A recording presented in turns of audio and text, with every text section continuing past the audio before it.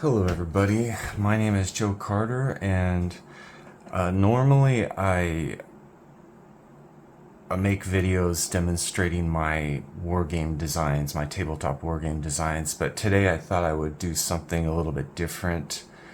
I'm going to be showing you my collection of Geiger counters and dosimeters and scintillation detectors. I have a few, and in no way do I claim to be an expert on radiation or nuclear, physics or whatever, because I'm not. It's just kind of like a hobby for me, and it all began on March 11th, 2011, with the meltdown at the nuclear reactors in Fukushima. Of course, I'm located in Japan, so a lot of us were very worried. We didn't know what to expect. Fortunately, I was farther away from that location, so where I live, we were not affected. And after I show you my collection, I'll discuss a little bit on my thoughts about nuclear war and the way things are heading today. So, anyway, I have a various collection of different types of detectors, and first I think I'm going to demonstrate my. This is a Ludlum Model 3. Okay, and this is a pancake detector. You can see that. See if I got that in the camera right. Okay, and I have this is a little lead box I made, homemade. And I have, this is my uranium sample I bought quite a long time ago. And it's a pretty hot source, I suppose. But it's in a sealed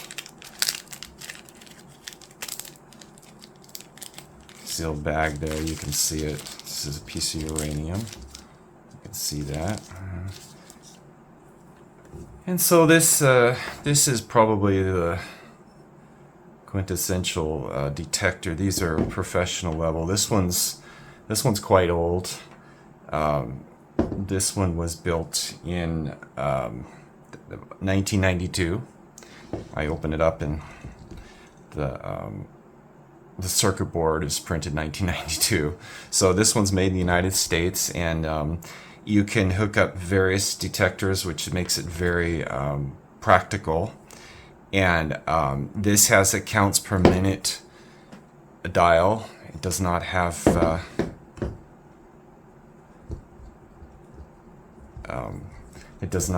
dose rate, so it only does counts per minute. And this detector, this pancake detector, would be good for maybe laboratory checking for surface contamination, and it can detect alpha and beta and gamma. So that's one good thing.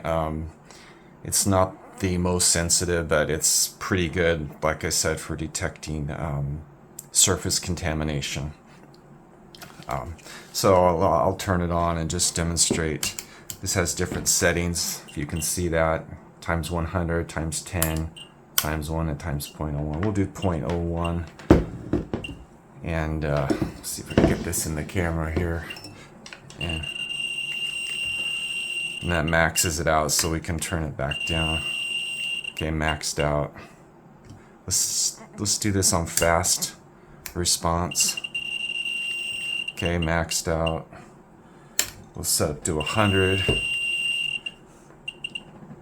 Okay, I think we're gonna max it out completely.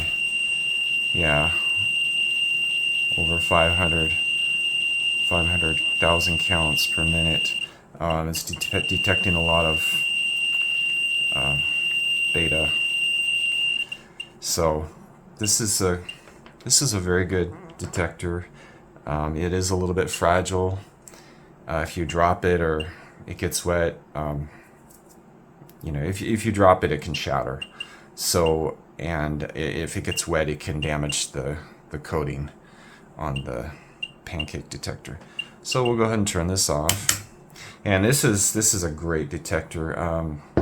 It's so versatile. You can use many different the unit. I shouldn't call it a detector, but you can use many different types of detectors with this. So it's very versatile, and it's just great to have.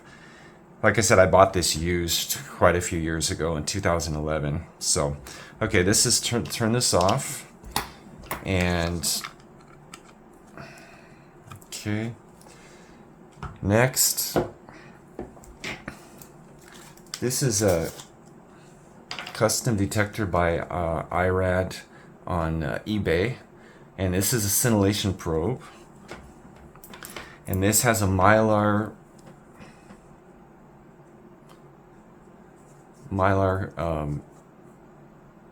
aluminum mylar coating, so the alpha and beta can penetrate. It's very thin. So, and this is this has an artificial crystal.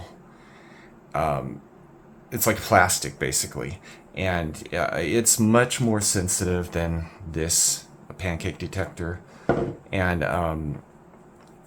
it has I believe it's a Hamamatsu photomultiplier tube here, and then the crystal's about like this big, I'd say. So it's about this big, it's a 2x2 inch crystal. So let me turn this on, and the background radiation is. This is quite sensitive. So this is detecting this already. This is very sensitive. So background. Let me move this out of the way. Background radiation. My location for this detector is about 2,000 or times 1. So about 1,800, 1,700, 1,600 counts per minute. That's just background. So that shows you how sensitive this is. And this can detect quite far. You can see. I mean, this is already detecting way back here. So let's set it to times 100. Okay. And this will probably max it out. No, not quite. Okay, yeah, just about maxed out. About 38,000 counts per minute. So, okay, let's turn that off. This is a 2x2, and like I said, this can pick up alpha and beta also. The mylar film allows it to penetrate. So, that's off. Okay, and we're gonna do. I have one more detector, and let me put this over here. Make sure we don't drop that. Okay, and we just connect it like this. Now this is also an iRad detector, and this is kind of the same style as this one, but this doesn't have an open end, so it can only detect gamma radiation. And see here, you can see the mylar film and then the little protective screen. This doesn't have that, but this is a 3x3, and it also uses a Hamamatsu photomultiplier tube. And basically what happens is the light hits this crystal. This is a 3x3 inch crystal, so it's a very large crystal, probably about this big. Yeah, so about that big maybe. So it it reflects the light off of the once it hits inside the crystal, and then it measures it through the photomultiplier tube. So we'll turn this on. I think background radiation for this is, let's see,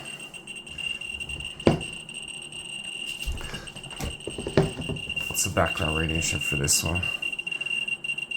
It's put it way away from this sample. Yeah, it's about 20. Let's do it on slow response. It's about 2,300 counts per minute. Okay. And we go ahead and make sure this is. Let's do it. Okay.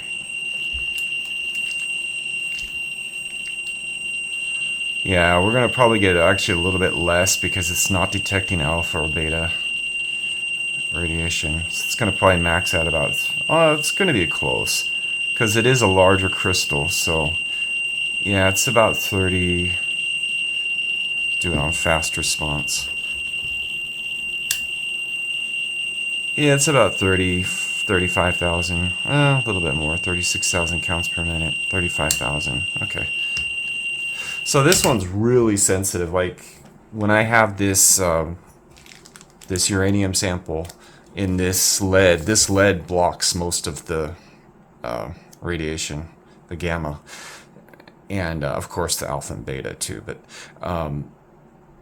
even when it's inside this detector can detect it about, it starts to increase about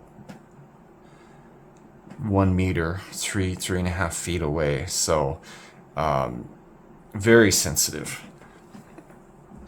Okay, let's see. Okay, that's that for this. So I highly recommend this. These are super durable, and they takes D-sized batteries, 2 of them, and it's even if it gets the acid leaks from the batteries, it's protected separately from the electronics. So it's a really good design, very durable, and basically a professional model. The body's made out of metal, and it's quite heavy. So this is a really good unit. So let's see, I think that's it for that.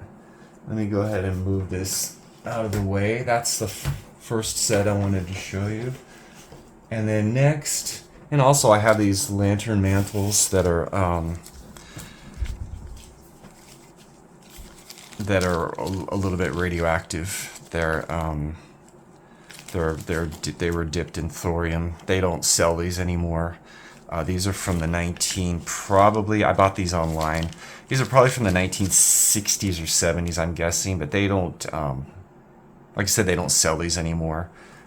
So I use these as a test source also. Okay, so let's go ahead and go over to... Okay, these detectors are detecting this this sample. So here, this is a Geiger counter, a dosimeter. This has a Geiger-Müller tube, and this is made by Ecotest, and it's made in Ukraine. And I've had this one for about since 2011. So 13 years, 12, 13 years, and the dosimeter, of course, it can measure total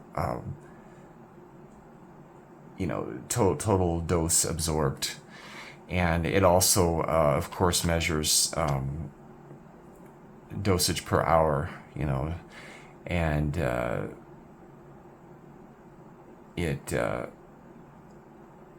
you say dose equivalent or dose equivalent rate. Dose equivalent rate would be per hour, and dose equivalent would be total absorbed by the body over a period of time. So the more the body absorbs, the more dangerous it can be. So this one can read up to the normal maximum dose equivalent rate is 1,000 microsieverts per hour. It does read much higher, but the accuracy drops way off. I've seen videos where this, like at Chernobyl, this exact detector was reading like 400 what was it, 400 millisieverts per hour. So that's way above 1,000 microsieverts per hour. And so anyway, this is a really good device. This screen, I have it set where it won't shut off, but the screen will shut off and it will run, continuously monitoring. And the battery life on this is about 10 months on 2 AAA batteries. So this is a really good quality detector that I highly recommend. And it's very compact, and I have this little leather case for it. So it's very durable, great. Never had any problems with. I have 2 of these. So these are a little bit expensive, but very good quality. As you'll notice, I don't have any Chinese detectors. All of these are made in either the U.S., Ukraine, or Belarus. So, okay, that's that one. And let's go ahead and go over to. We'll do another echo test. Now this is an echo test card, and this is also has a Geiger Mueller tube, a very small detector inside, and this is kind of more like a professional model. You can see it's reading 0.28 because it's detecting this. So from way over there. So this is like for nuclear power plant workers and stuff. Echo Test did donate a bunch of these to the Fukushima workers after the meltdown, from what I understand. And the one really good thing about this is, you can see how thin it is, but it measures accurately up to 1 sievert. Now, 1 sievert per hour. 1 sievert is a huge amount of radiation. That's 1 million microsieverts per hour. And I believe it'll measure higher than that, but how accurate, I don't know. But it's most of these. Well, this is the only one that measures this high that I own. Most detectors for sale will not go above usually they're 1 to 2,000 microsieverts per hour dose rate. Okay, dose equivalent rate. I recommend, in the event of nuclear war or nuclear accident, you're going to want something that reads at least 1 sievert per hour dose rate. Because, like I said, most of the ones I'm demonstrating will be saturated. The tubes will be saturated very quickly in the case, of a nuclear war or something, especially if you're near a primary target. You're going to want to know for sure how high the radiation is outside for you and your family's survival. It's very, very important. So this one was a little bit expensive. I bought this used from Ukraine, and I own 2 of these. And it's just really good to have something that can read this high, just in case. Hopefully I'll never have to use it, but with the way things are going in the world today, who knows. So anyway, I do really recommend this one. This is a really good detector, and I believe this one cost me about $250 used. Wasn't that expensive, but to get good detectors, you will need to spend money. These Chinese or Amazon eBay or Amazon Chinese detectors, I would not trust at all in an emergency situation, and that includes the GMC series of detectors that are so popular. Those are Chinese made with Chinese components, and I would not trust those in an emergency situation. So anyway, let's move on. Okay, this is a Polymaster PM 1203M. This is made in Belarusia. This is a dosimeter and Geiger counter, and I bought this used, and I got a really good deal on it. I think it was how much was it? $50. It was a really good deal because these are expensive. This is a little bit older model, but it's still really good.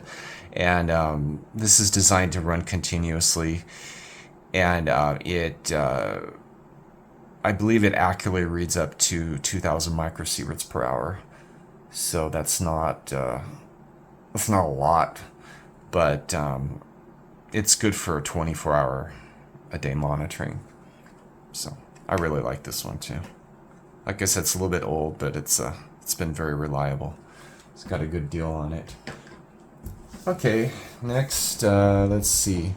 This is a radiation alert, and it's made by SC International, and as you can see, it has the regular dial with the little needle, unlike these other ones that are all digital readouts. So I can turn this on, and it has a very small tube that can detect alpha and beta radiation. And let's see here. Like I said, it's not as sensitive as some of the other ones, and it can go up to, this one can read up to 500 microsieverts per hour. This shows milliroentgens, but it's the same thing. It has CPM and milliroentgens. So 0.5 milliroentgens is, if you multiply it by 100, that's 500 microsieverts per hour. So let's see if we can get this to read.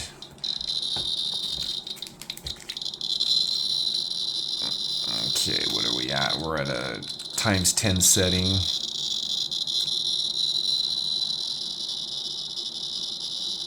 So it's pretty accurate. I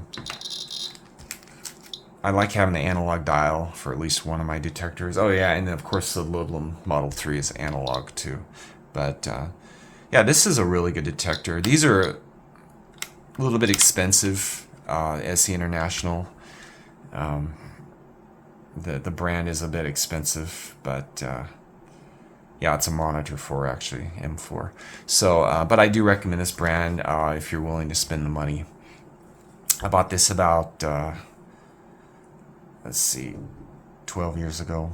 Again, I bought it new, and it's been really good. Good detector. Okay, and then one more. This will be the, we have two more. One more after this. And this is the an inspector. It's also by SC International, and this has a pancake detector like the like this one, the Ludlum detector. You can see that, and but this is digital, and this is a really good detector, but it was a little bit expensive. And it reads, I believe this one reads up to 2,000 microsieverts per hour. As you can see, it's reading a 0.557 microsieverts per hour. And then let's see. Okay, it's how many microsieverts can we get out of this here? 447. Okay, 439. Okay, so it's a good detector, and it would be considered useful for surface contamination, and of course it also reads dose rate, microsieverts per hour, and total dose, so it works as a dosimeter also. And most of these work as dosimeters also, so as both. And like I said, these are a little bit expensive. It came, when I bought it, it came with this rubber protective case. You can remove it. And this is an older model. They've replaced it with newer ones, but it still works great. And I highly recommend this brand. It's made in the United States, and it's been really reliable. So I'll turn that off. And let's see, what do we got next? Okay, this is I don't know if you can see this. This is a scintillation detector, meaning it has a crystal. This has a cesium iodide crystal, and it is this is called the radio code, and it's a 103. And it has a small scintillation detector in the end of like, I believe it's 6 millimeters by 6 millimeters square. And this is really good because you can identify, it works as a dosimeter, and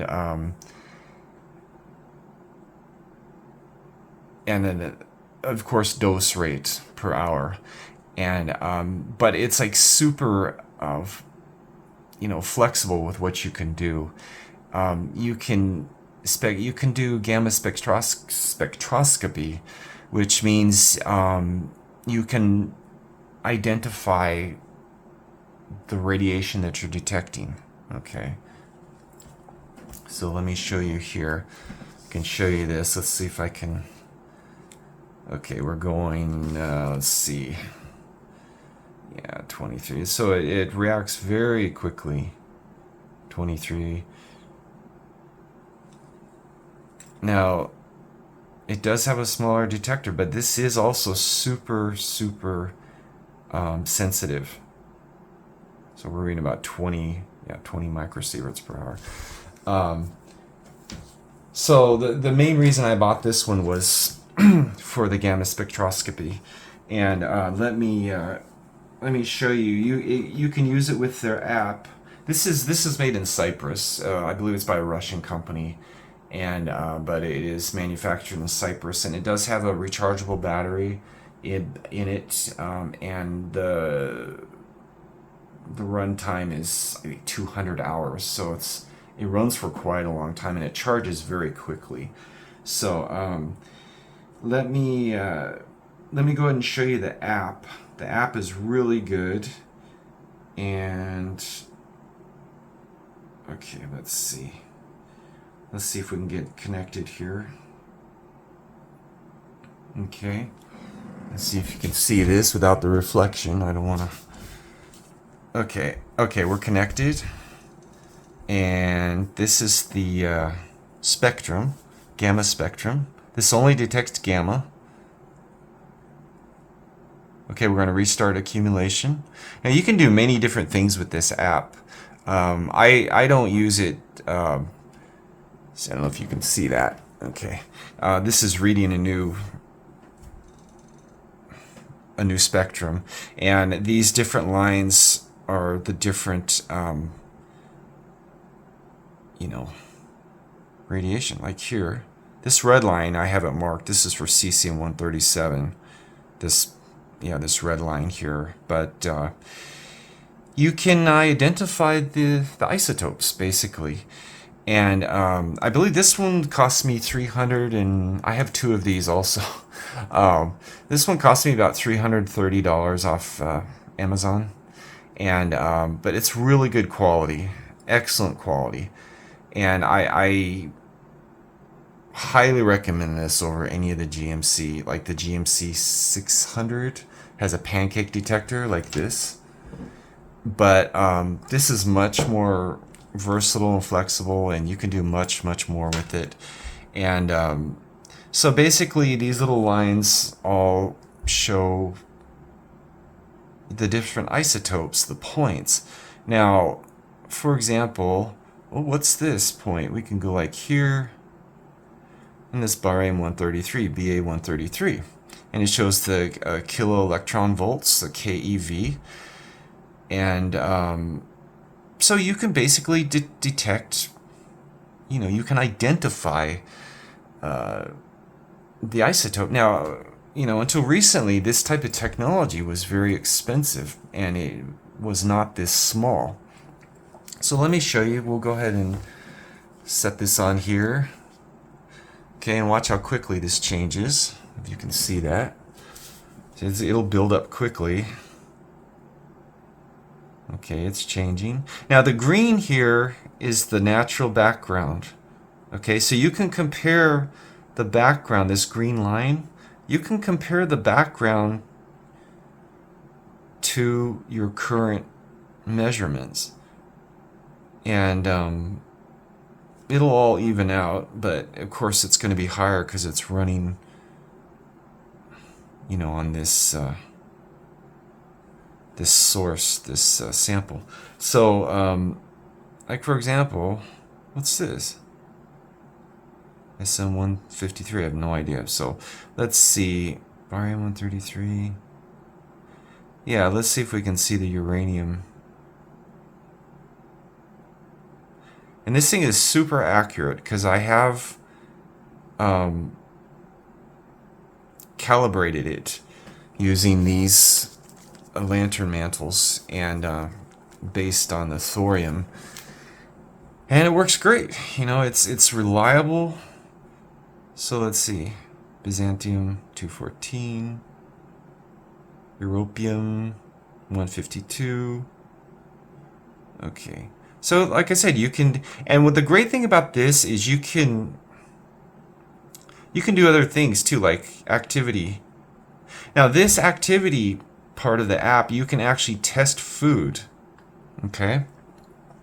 This is sensitive enough, but you'd have to do like a timed count, like a test. Like I put it in I have a larger lead castle that I made that I can put the detector in if I want to test food. And then I run it for about 8 or 9 hours, and it drops the background radiation by about 90%. So it's very easy to see if there's any cesium-137 in the food samples.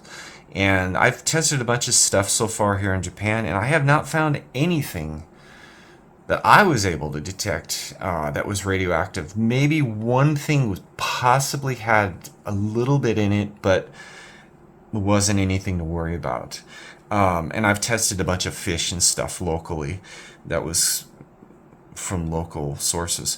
And so basically this is really cool because it automatically calculates how many becquerels per kilogram of activity of gamma radiation activity is in the food sample. So that's a really, really useful feature of this app. And there's some other things, you know, like log. This is the Android version. I've heard that the iOS version is not nearly as, I don't know, complete yet. So I can't say anything about that. But it's, let me go ahead and get this. Okay, so let's see, what do we got here? We got Byzantium 214. Okay. Yeah, here we go. Come on. U235. That's right on that little peak right there. U235 is uranium 235. And so, of course, this is a uranium sample. That makes sense. So let me show you some other thing. It's kind of cool. This has a search feature. Like if you're searching for uranium samples, let's say you're out in the desert or something, and you can actually use this to try to find uranium samples. So these are counts per minute. We get closer. Oh, we found something. Oh, now it goes automatically switches to thousands, and then it drops back down. Okay, so it's very, very sensitive that you can actually search for samples if that's what you want to do. That's a lot of fun. And there's also this chart that shows hard. I never did figure out what hardness is, but this is the dose rate and then the count rate. This is sieverts per hour, so it's microsieverts basically. Never go up to sieverts. And let's see, spectrogram. Yeah, and then the log view. Okay, it has a feature where I don't know where it is. I don't use it, but you can chart, like if you travel around or something, you can chart on a map the different levels of radiation. You have to have an internet connection to do that, but it's really cool from what I've seen. And so anyway, this is very, very useful, and I highly recommend. I recommend this. It's a little bit expensive, but it's super versatile, and you can actually test food, which you can't really do accurately or identify with something like this. It's a pancake detector is, fairly sensitive, but this will actually, over time, this will actually see very low levels of gamma radiation in food, which this will not. Now, if something is super radioactive and you wave this over the food and it goes off, well, yeah, obviously it's radioactive. You don't want to eat it. But even lower levels, that this would not be able to detect. Now, you can do timed counts for this. Now, that's okay, but it still will not identify what it is. And again, it's not nearly as sensitive or accurate as something like this. Okay, let's see. I believe that is everything. So, yeah, I'll go ahead and end this video. I did want to talk briefly about, nuclear war, and it's not a topic that people really want to talk about, and I don't really blame them. But, with the way things are heading in the world today, we're probably at the most dangerous point since the Cuban Missile Crisis in 1961. Or was it 1962? I think it was 1961. And so the reason why I made this video, besides wanting to just show you my collection, is that I really believe that every person should have at least 2 detectors. My personal opinion, at least 2. My personal opinion, if you're only going to have 2, I would have something like this that can read very high levels. This, like I said, the dose equivalent rate of this reads up to 1 sievert per hour, which is 1 million microsieverts per hour, which is a huge amount. And hopefully you won't have to ever use something like this. But if you are in an emergency situation, let's say, for example, in the Middle East or Europe, hopefully this never happens, but some tactical nukes are launched. Now, I'm not going to get into politics and say, oh, Russia did it, or Ukraine did it, or they're going to do it. I don't want to go there. But if that were to happen, just 1 or 2 tactical nukes go off for whatever reason, there's going to be mass panic. And, you don't want to wait until something bad happens to hurry and run out, jump online and say, okay, I'm going to buy a detector. It'll be too late. Unless you do it within the first 24 hours, it's probably going to be too late. Because I remember after the Fukushima meltdown in 2011, almost immediately on eBay, a lot of detectors were sold out. Okay, like these.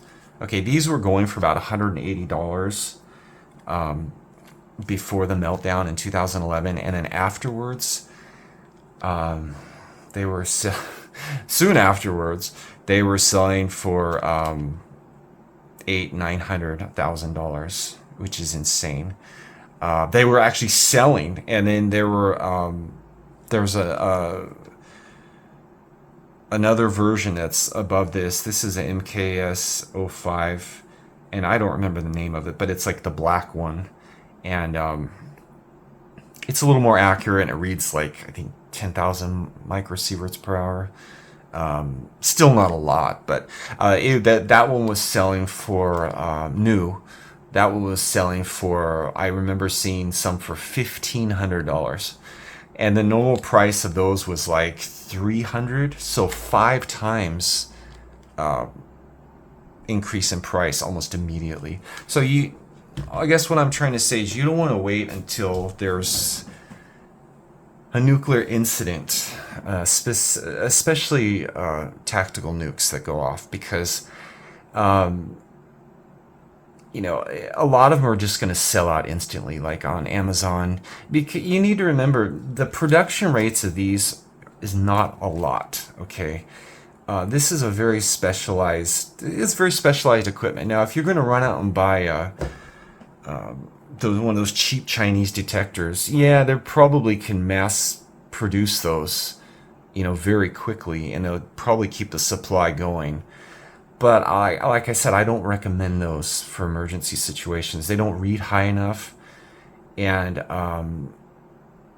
the Chinese electronics and parts for those cheap ones are probably not going to be reliable. And you want something that's reliable in an emergency situation. So I would plan on spending at least. I would get one of these. Now, not for emergencies, but just for all around. You can test food, you can just do all kinds of great stuff with it. But for emergencies, I would recommend something like this EcoTest Therapy, and also maybe this EcoTest card or equivalent that can read higher. Now there's also Polymaster, this brand, but a Geiger, small professional one, and it reads up to 2 sieverts per hour. I don't remember the model number, but they're quite pricey. Polymaster is very expensive. They're also professional level detectors. But I would recommend something now these two both do the same thing, okay? They read the dose equivalent rate and the total dose. Okay, if that's how you say it, not the technical term. I'm sorry, but so these do about the same thing, but this reads much, much higher of the dose rate than this. I believe the batteries last about the same. This uses a CR2025 battery, I think. Yeah, this type of battery, and the lithium. No, 2450. I'm sorry, a 3-volt. And I believe the battery for this is supposed to last about a year. And you can use a rechargeable in this also for the same size. But I have regular batteries. To be honest, you don't want to, like, this one has a built-in Li, poly Li, whatever you call it, a good battery.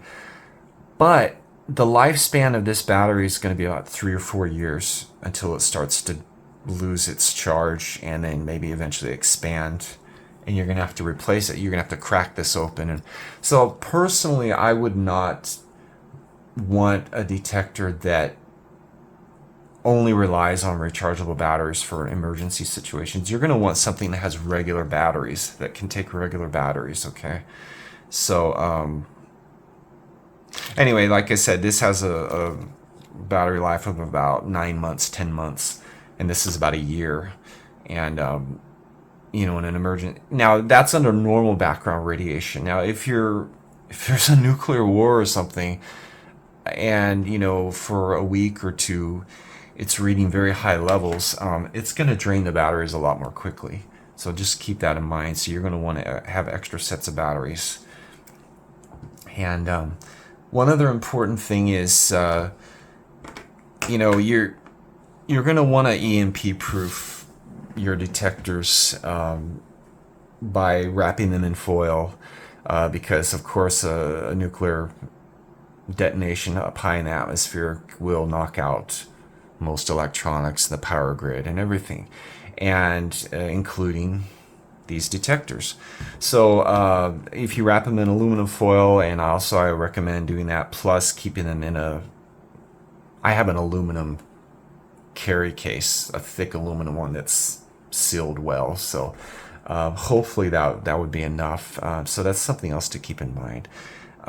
So I'll go ahead and end this video, but I'd like to say in closing that, I find it very disturbing that I've seen so many people in the media, the Western media and mainstream media and on the internet casually talking about World War III and nuclear war.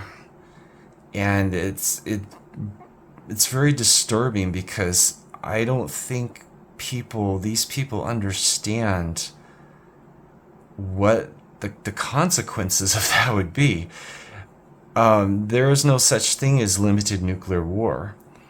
Every war game, from what I've researched and read, every war game conducted by the Western powers, namely the US, it has never, if it started out small with just tactical nukes, every single time it expanded to full-scale global thermonuclear war.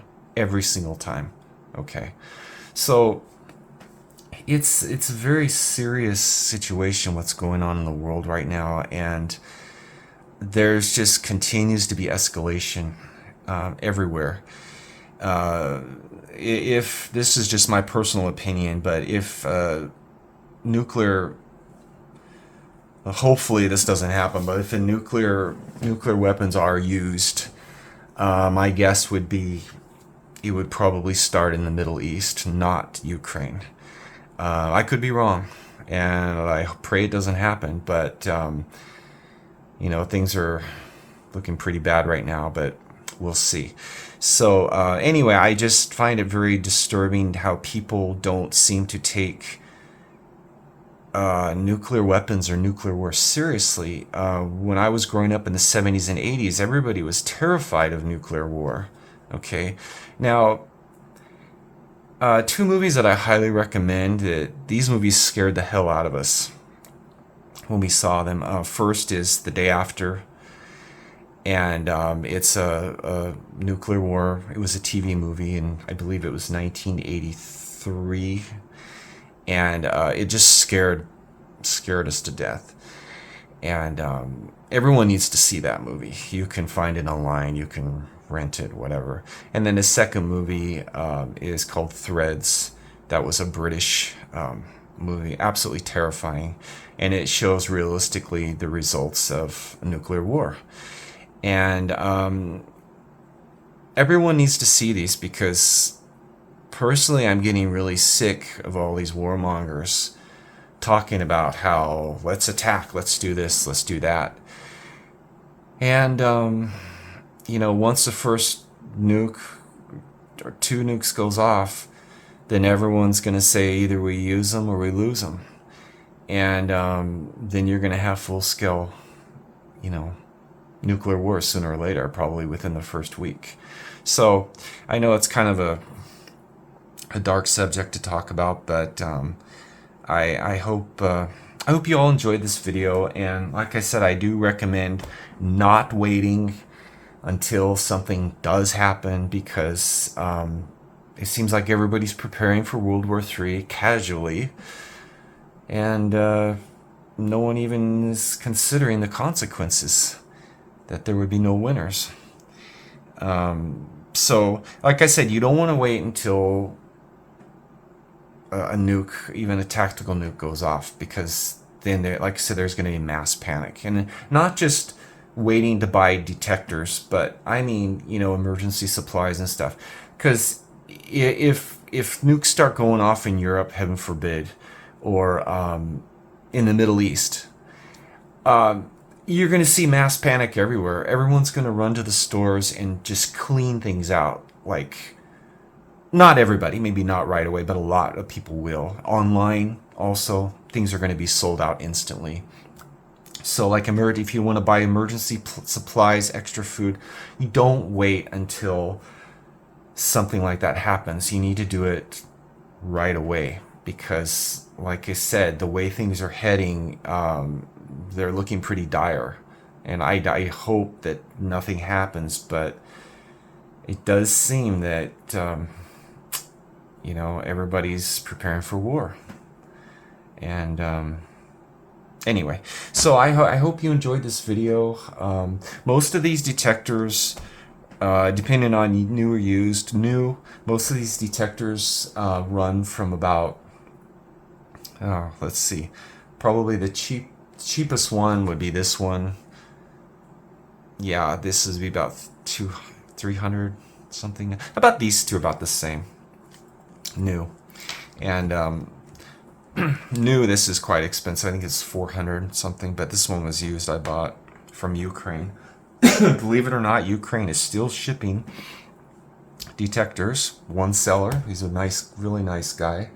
And so plan on spending at least,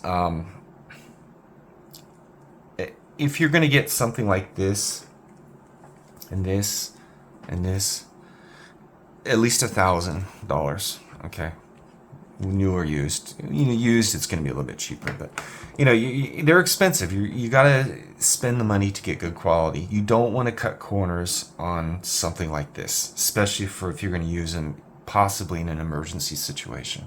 So there's a lot of good information online. Just 1 second. Let me grab a couple of papers that I downloaded off the internet.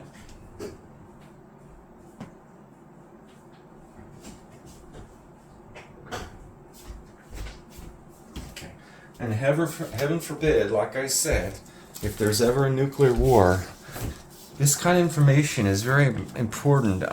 There's a book called Nuclear War Survival Skills that I highly recommend. You can get it. There's an older version on the internet that's a PDF. It's free.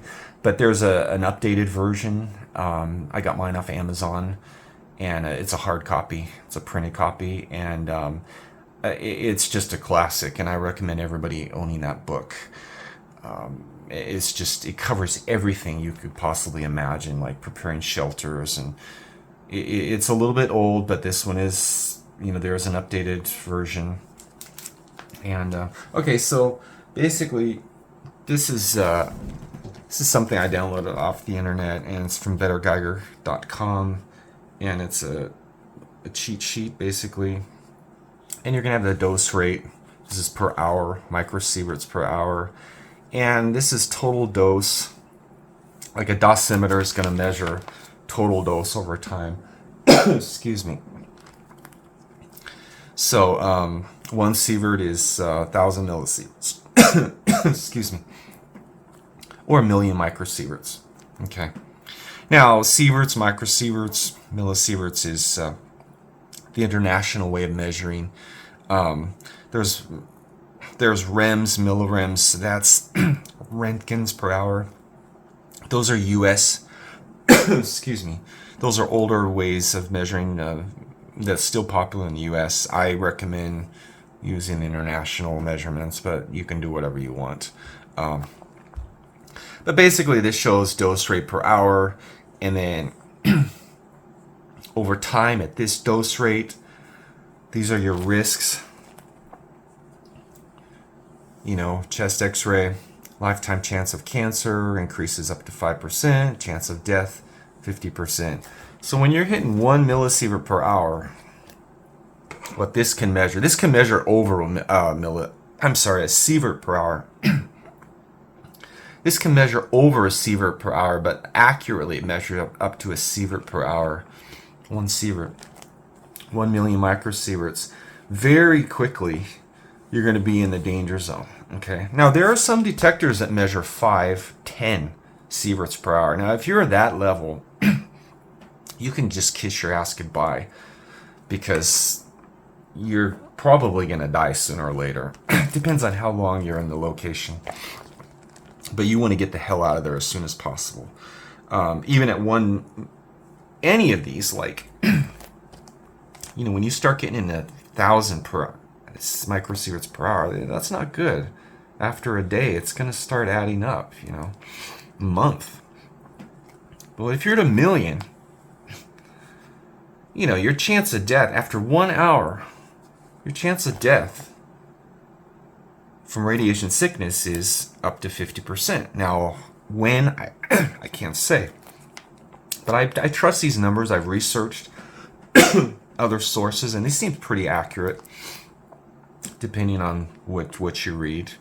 So, like I said, if you're reading 1 sievert per hour with this from a nuclear, let's say a nuclear missile hits the military base next to your house, you know, your house is located within a mile or a couple kilometers, and let's say a 1 megaton, heaven forbid, a 1 megaton missile hits the base, you're going to be in some serious trouble, okay, if you don't get vaporized by the blast.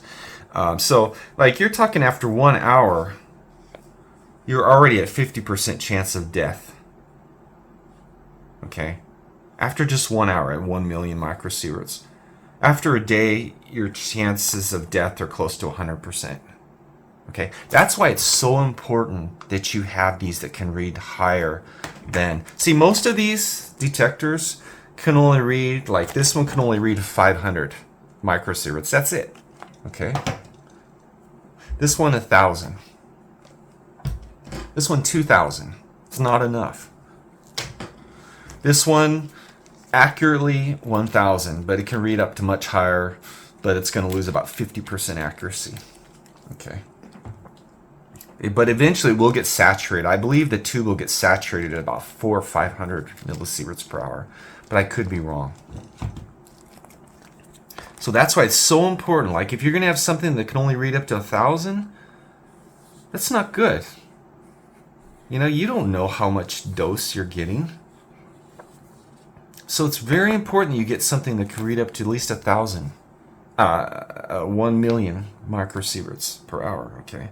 So, and then here, this is a nice little thing that I downloaded from Merck Manuals. This is whole body radiation, external radiation or internal absorption. This is the dose rate, gray years. Now, gray year is also an older way of measuring. I believe it's, excuse me, 1 gray year is, I believe, 1 sievert per hour. I could be wrong. I think I'm wrong. But anyway, it's very high.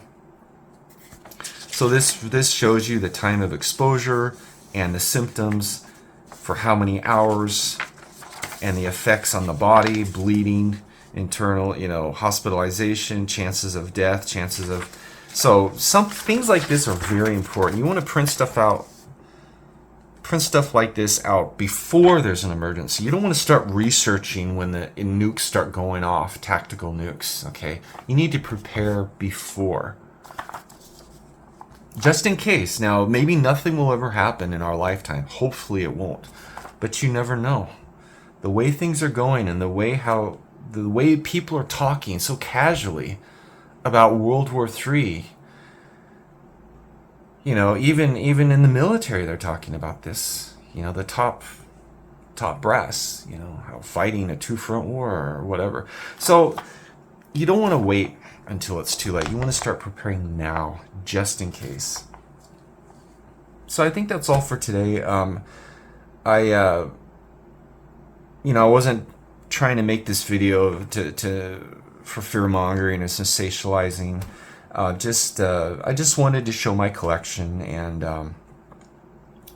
talk about how important it is to have at least a couple of radiation detectors in your home.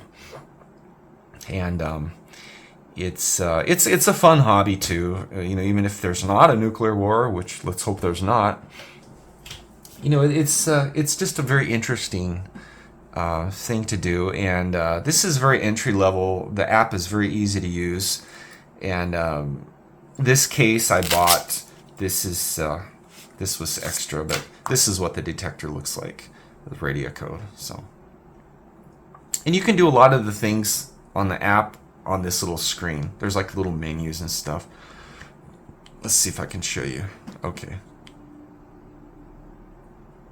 see, we have the little menus. You can switch things. You can do search mode. Okay. See, counts per minute, and it shows a little graph like here. Search, search. This is the same as this. So, and I can switch it to other stuff.